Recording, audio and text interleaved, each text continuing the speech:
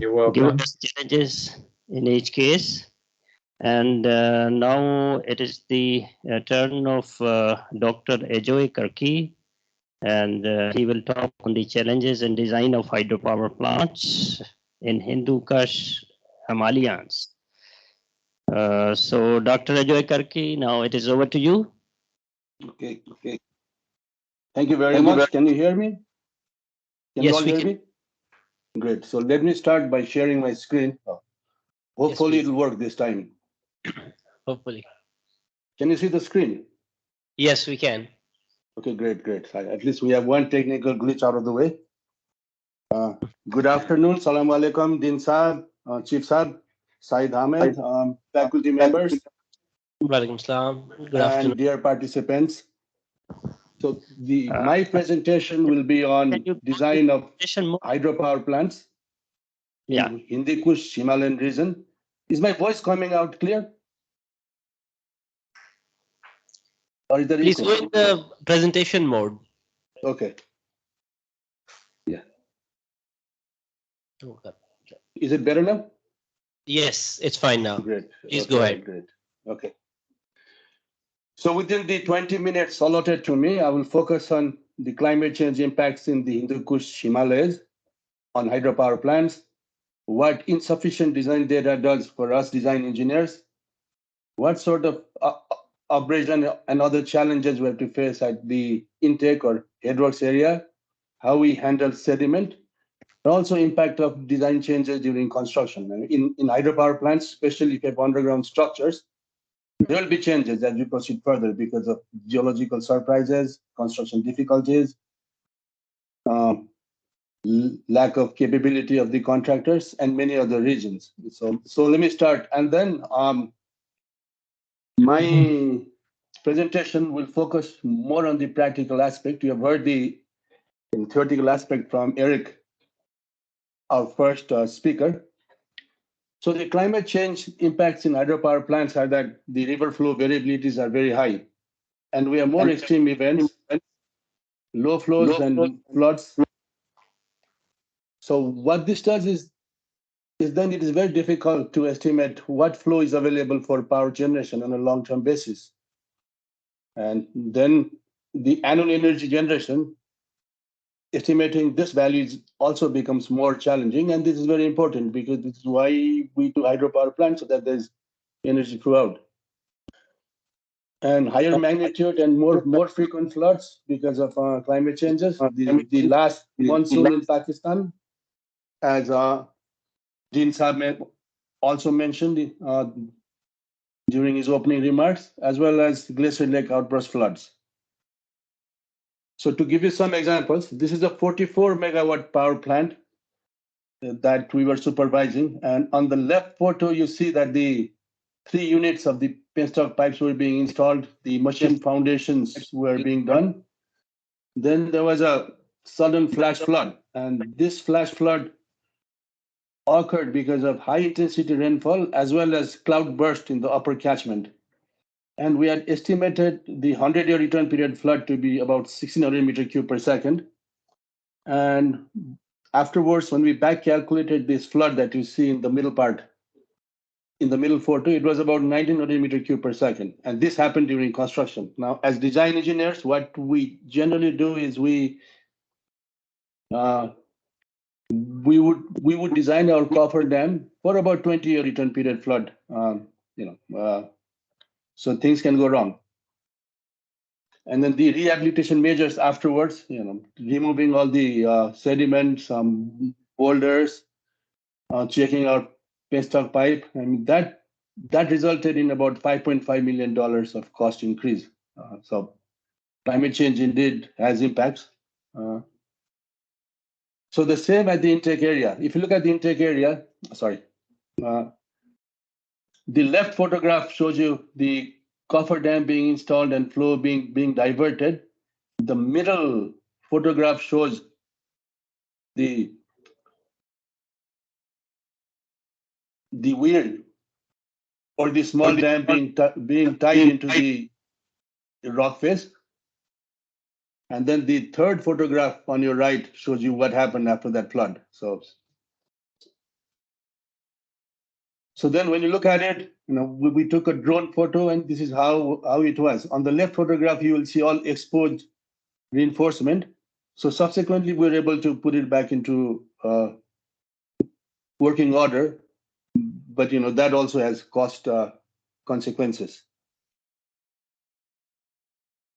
So now there was also talk this morning about using technology, new technology, and then strengthening our hydraulic structures. Now in Himalayan region, Hindu Kush, Karakoram, and I would say we have similar problems. We have large boulders and sediments, including high density of quartz that the river carries and washes our structure. So some of the repair works we had to do was, buying state-of-the-art epoxy bonding agent, and then on top of that, applying fluid microconcrete. And we're able to achieve about M60 strength, so 60 Newton per millimeter strength on the concrete. So, but again, things are getting expensive. Now, the other example that we have is that when we do the design of our cofferdam, we always specify an impervious clay core.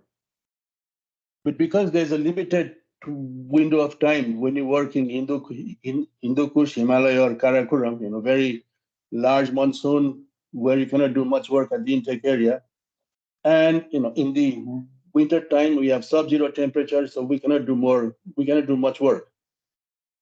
And because of that, contractors often do not use clay core. So now our experience has been that we just specify more dewatering pumps rather than using clay core. And also it's also difficult to find clay core in the vicinity often. You need red clay of a certain consistency, certain specification. So you see the same issue here. I mean, here we just ask the contractor to have larger pumps. So we were able to dewater and then start construction work during dry season flow. This is a fairly large design flow, 73 meter cube per second. So again, the same issue in Pakistan, in Khoistan district. There's a 17 megawatt Ronole hydropower plant that was involved in this project about 10, 15 years ago from the Asian Development Bank. And last monsoon, it had fairly bad impact. It washed away the substation, the switchyard and part of the powerhouse. Now, the design implication of such an event is that you would want to set your powerhouse elevation higher than the flood level you expect. Or in other words, we need to allow more freeboard and sacrifice a little bit of head or power output, but make sure that it's safe. And at the intake, then our flood walls become larger and larger now. So again, cost implication in the Indus Basin last year, the floods in Pakistan were 3 times larger than expected, and that obviously had devastating implication. So here on the drawing, you see a retaining wall, then a concrete slab, and cave in on top, just to cut cost rather than taking the concrete retaining wall all the way up with backfill. Something like that. Now, we also talked about glove impact, and this is what happened in the Punjab Valley, Karakoram Highway in Pakistan in May 2022. There's a 1.2 megawatt Hassanabad hydro in the upstream catchment of this river. So here you will see the layout of this power plant. The glove impact area that I have circled, these are very temporary structures, just earthen canal, boulders placed across the river. And then as you go downstream towards the settling basin area, then you start seeing reinforced concrete structure, because these are above the glove area, or they are have less risk of bluff impacts. And this is the Shishpur glacier, which seems to burst every 2 or 3 years. So in this Hasanabad River, there's been, I think, 3 or 4 bluffs in the last 10 years. So it surges, then it goes back. So just to show you photographs, at the intake area, you see temporary canal here, just earthen canal. And then once the river goes at a sufficiently lower elevation, then they have a settling basin. So what is good about this design was that after a few days after Gluff, it was put back into operation. So sometimes, for small hydro, temporary structure also seem to work well rather than, spending a lot of sum on permanent structure and then having it washed away. Now, the other issue we have in design of hydropower structure is that we do not have long-term flow data available, especially on small stream. So this is quite a challenge. The convention is that we should have around 50 years of design data so that you can estimate what the flow trends are. Are the flows decreasing or increasing? What are the extreme events? But I mean, in our region, such data are pretty much limited, and also because of high cost, there's limited geophysical, geotechnical investigations carried out. Like you see on the photographs on your right, I mean, we often even have to lift all our drilling rigs and take it to the site, and then do core drilling. So obviously, the developer would want to do as less of that as possible, but there's a cost to it. So with good data, then we can predict what our underground structures will be like, where are the shear zones, and then we can get ready with our support structures. Where do we expect groundwater to seep in? Issues like that. But when corners are cut, then this is what happens. This is a 6.5 meter diameter headless tunnel, and we've had structurally controlled over breaks. I mean, they were still able to finish it, but the cost went up a bit. Then on the right, this is a junction between the headrest tunnel and the adit. And because the contractor was not able to put the support structure on time, there was some rockfall, the red circle that you see. And again, when you encounter shear zones, often the face collapses. Then you'd have to mug the spoils and stabilize the face, and then start with your drilling activity. And on the right, you see the overbreak, about 300 meter cube volume of overbreak is what we estimated. So now in terms of sediment handling in hydropower, as Eric also said in his first presentation, I mean, we want very clean water to go into our turbines because of abrasions and the turbine being eroded. So the design thumb rule often used in the industry is to settle particles up to 0.2 millimeter for high-end schemes, especially if we have hard particles with high hardness, say quartz, granite, etc.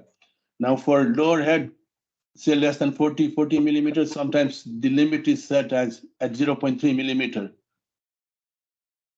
But the issue we have is sediment concentration data is often not available or reliable, and therefore the sediment storage volume is often underestimated.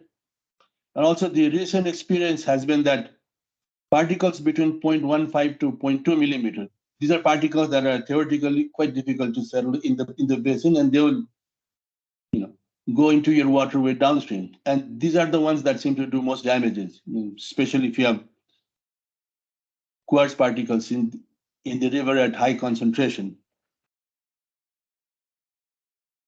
So here you see an under-designed settling basin or sedimentation basin, as is often called, in Uttarakhand, India.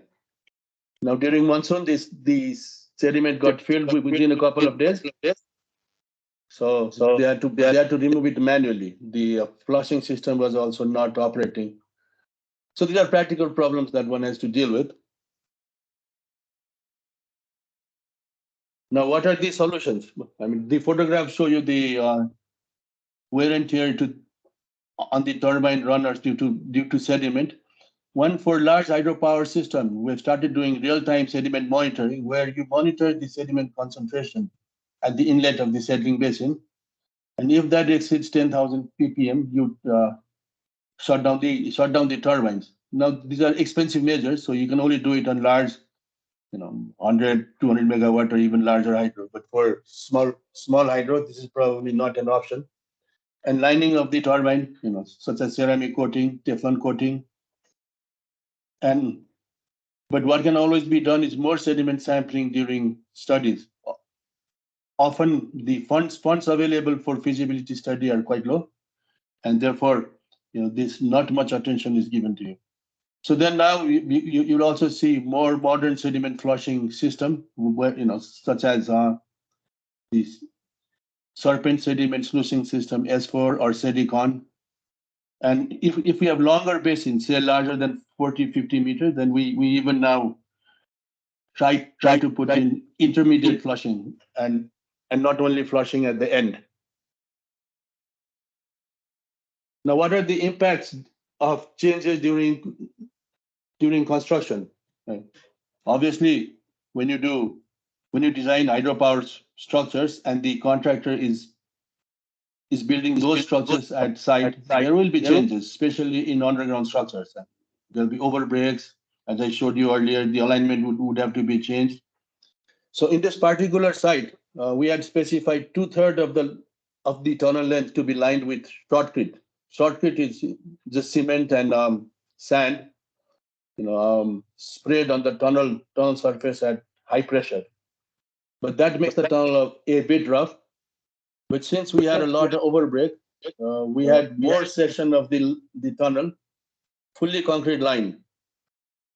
So what this did was that it made the tunnel hydraulically smoother, and therefore the level at the surge shaft was higher. Thus, when there was surge, water started coming out from the surge shaft, and therefore we had to come up with an expansion chamber. So now to end up my presentation, the other issue that we need to deal with, especially in our region, is that high river flows during monsoon, where we cannot do much at the river front. And then we have 3-4 months of freezing temperature where there is not much work done anyhow.